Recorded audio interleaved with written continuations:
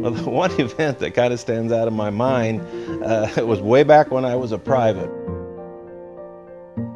We were in 1961, we were in a convoy. I was in the back of a deuce and a half as a private on the way to Ripley, Minnesota.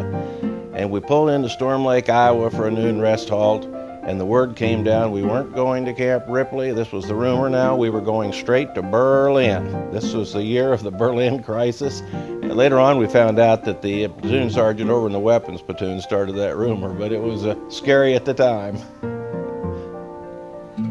I think probably my most significant contributions to the Guard lay in the area of leadership development, through whether it was junior officers, through the Officer Candidate School program, or NCOs, the NCO program, the mentoring of junior officers that I did at the various levels of command.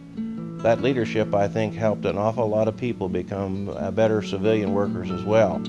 I cannot emphasize enough how important the Guard has been in my life and how important I feel it would be in just about anybody's life. It teaches people a sense of responsibility, a work ethic, a leadership. It gives them self-confidence, and I believe that the Guard is helpful. I would recommend it to anybody.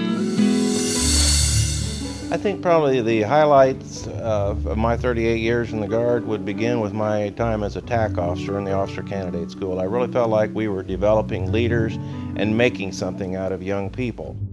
Another highlight was my time as a battalion commander of the 174th. I went down to Coffeyville. I'd never been there in my life, and those people were great common people, good soldiers. And probably my favorite assignment during my career was being battalion commander of the 174th.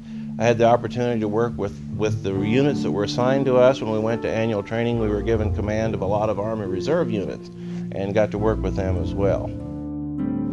I think the emphasis on quality management that we had in the Guard toward the end of my career really made a difference in the Guard. Now, I know we got a little carried away with all the meetings that we had, but I believe that the emphasis on total involvement and continuous improvement were definite improvements in the way we operated.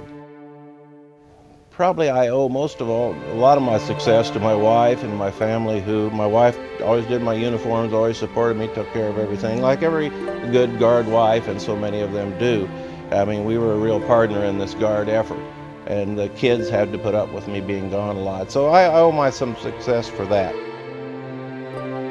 To me, and we've said it many times, the Guard is a family. I've been really honored to be a part of that Guard family. I intend for that Guard family to carry me to the grave.